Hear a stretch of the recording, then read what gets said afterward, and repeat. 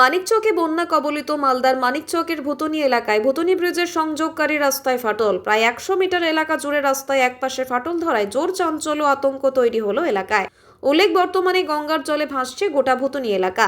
গঙ্গার জল এসে লেগেছে ভুতনি ব্রিজের কাছাকাছি এলাকায়। সেই জমা জলে ভুতনি ব্রিজের সংযোগকারী রাস্তার নিচের মাটি কেটে প্রায় 100 মিটার এলাকা জুড়ে রাস্তার একপাশে ফাটল ধরেছে, যা নজরে আসতেই এদিন ভুতনিবাসীর মধ্যে ব্যাপক চাঞ্চল্য আতঙ্ক তৈরি হয়।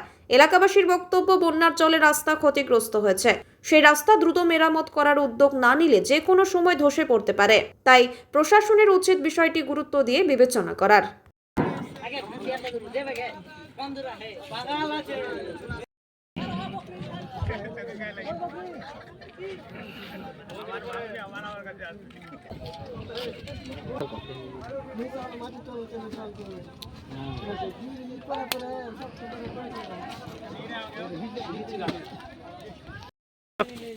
কবে হয়েছে এটা? এটা গোটাটা আপনি জলের পরিণত হয়ে গেছে, মানে জলটা করে আরো বাড়ছে, ঠিক আছে, জল আরো বাড়তে থাকছে।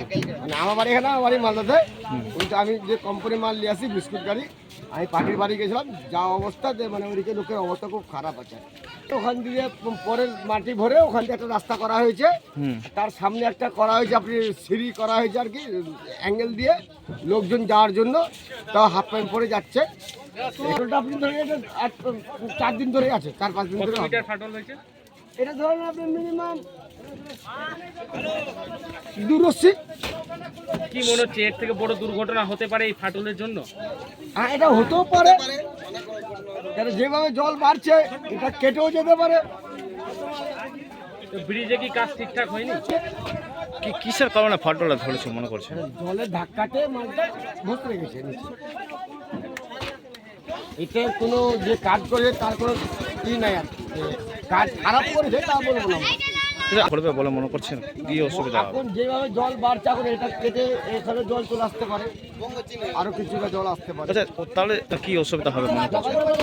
এখন বলবো সরকারকে আমরা যে এই যে পাবলিক যে বাজার আসেই আসছে, এক একটা লোকের এই যে একটা গরিব মানুষ আপনার আমার 100 টাকা লাগছে দাদা, এটা নিয়ে সরকার দিয়ে কোনো সরকার থেকে কোনো নৌকা টোকা দিয়ে করে দেয়, তা আমাদের খুব হেল্প হয় আর কি।